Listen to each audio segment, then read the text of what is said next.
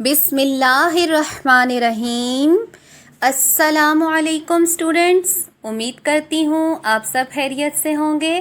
بچوں، اس سے پہلی ویڈیو میں ہم نے اسم اور حرف کے بارے میں پڑھا اور اسم کی اقسام کے بارے میں پڑھا۔ بچوں، آج ہم دیکھیں گے فعل کسے کہتے ہیں اور فعل کی کتنی اقسام ہیں۔ دیکھیے بچوں، فعل کو انگلش میں ورب کہتے ہیں۔ فعل سے مراد وہ کلمہ ہے جس سے کسی کام کا کرنا یا ہونا ظاہر ہو، فعل کہلاتا ہے۔ فعل سے مراد وہ کلمہ ہے جس سے کسی کام کا کرنا یا ہونا ظاہر ہو، فعل کہلاتا ہے۔ جیسے لکھنا، پڑھنا، مسکرانا، دوڑنا۔ بچوں، وہ کلمہ جس میں کسی کام کا کرنا یا ہونا ظاہر ہو وہ کیا کہلاتا ہے؟ فعل کہلاتا ہے۔ جیسے لکھنا ایک کام ہو رہا ہے، لکھ رہے ہیں، پڑھ رہے ہیں، ایسے ہی مسکرا رہے ہیں اور دوڑ رہے ہیں۔ فعل کی اقسام، فعل کی 3 اقسام ہیں۔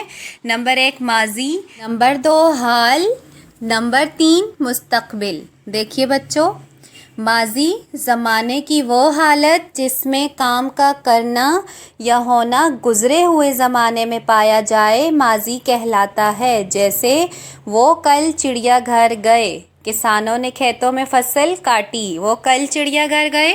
بچوں، گزرے ہوئے دن جو کام ہوا وہ آج کیا کہلائے گا؟ ماضی کہلائے گا۔ وہ کسانوں نے کھیتوں میں فصل کاٹ لی تو کیا ہو گیا؟ یہ ماضی ہو گیا۔ آگے دیکھیے، حال زمانے کی وہ حالت جس میں کام کا کرنا یا ہونا موجودہ زمانے میں پایا جائے، حال کہلاتا ہے۔ جیسے وہ اس اسکول میں پڑھاتا ہے، ہم کھانا کھاتے ہیں۔ وہ اس اسکول میں پڑھاتا ہے، ہم کھانا کھاتے ہیں۔ یہ کیا ہو گیا بچوں؟ موجودہ ٹائم میں جو کام ہو رہا ہے وہ کیا کہلائے گا؟ حال کہلائے گا۔ زمانے کی وہ حالت کیا کہلائے گی؟ حال کہلائے گی۔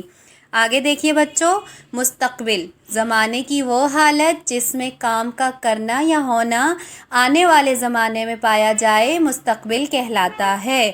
جیسے میں عید پر نئے کپڑے پہنوں گا، میں عید پر نئے کپڑے پہنوں گا، ہم کل اسکول جائیں گے۔ بچوں، ان دونوں جملوں میں کام کا ہونا مستقبل میں پایا جا رہا ہے تو یہ کیا کہلائے گا؟ زمانے کی یہ حالت مستقبل کہلائے گی۔